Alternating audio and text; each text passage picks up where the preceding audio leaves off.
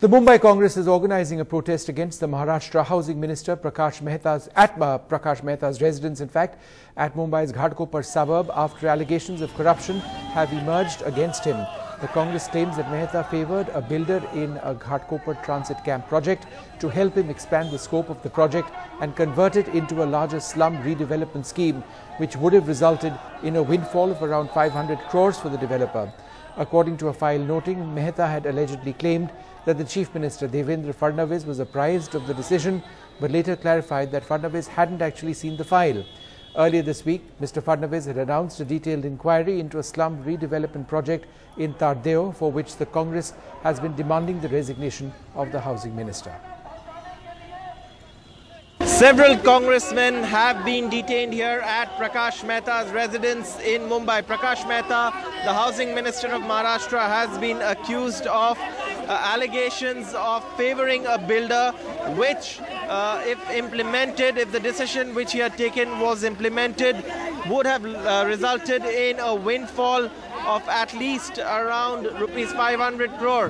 The police, of course, trying to take them away as they tried to barge past these barricades into Prakash Mehta's house. Heavy security also in place here at Prakash Mehta's residence to not allow any of these protesters to go into these premises. Of course, the police here taking no chances, but Congress workers there again being detained in this bus as they try and get into Prakash Mehta's residence. In fact, this is now moving away.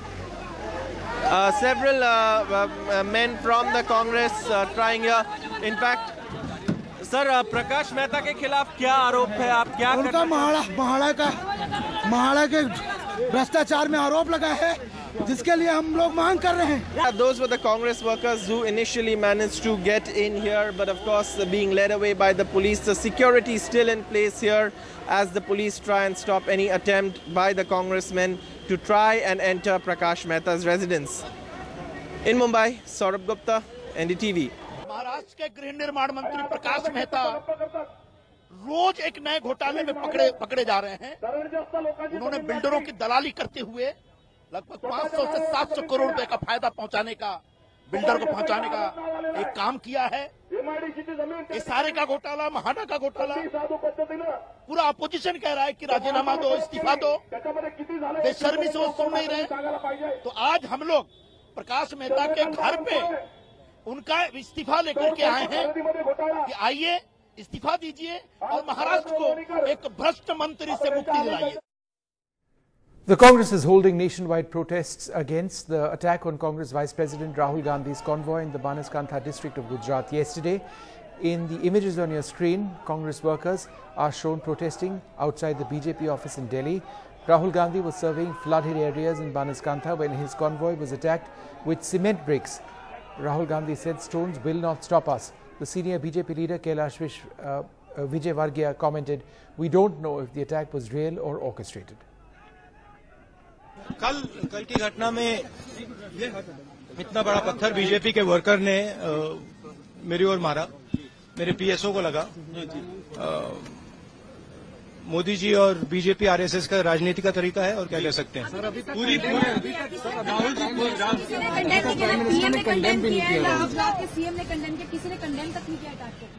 जो अपने आप काम करता है वो condemn कैसे करेगा?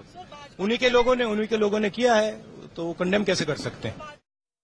The Congress has hit the streets in Ahmedabad protesting against yesterday's attack on Rahul Gandhi's convoy on his car. In fact, as you can see behind me, some Congress workers, they've assembled here trying to disrupt traffic, and in fact some of them raising slogans against the attack which was carried out yesterday. Clearly Congress wants to play the victim card here. In fact, we heard a lot of senior leaders yesterday giving a statement saying that it was an attack on Rahul Gandhi because he was exposing the state government's claim of having done adequate relief work in flood affected areas. This comes at a time when the Rajya Sabha elections are round the corner. The party is on a back foot, and even yesterday at Dhanera, when Rahul Gandhi had held this meeting, black flags were shown at him apart from the stone which was thrown at his cavalcade. many would believe that there is growing anger amongst the people there in flood-affected areas over the absence of local MLAs who are in Bangalore right now.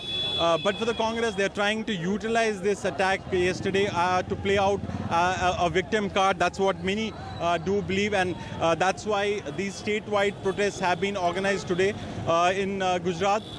The party says that, since the democracy was being stifled, that's why they have been forced to hit the street. But the BJP has denied that its members were behind the attack. The police is still investigating who was behind those attacks. Still, the attacker has not been identified. But yes, a lot of politics over the issue at a time when August 8 elections are around the corner to Rajya Sabha seat, where there are chances that Rajya Sabha Congress candidate Mr. Ahmed Patel would get a tough competition from the BJP candidate. So clearly, the Congress trying to up its ante over this issue, over the attack on Rahul Gandhi yesterday in the flood-affected areas. In Ahmedabad, Rohit Ban for NDTV.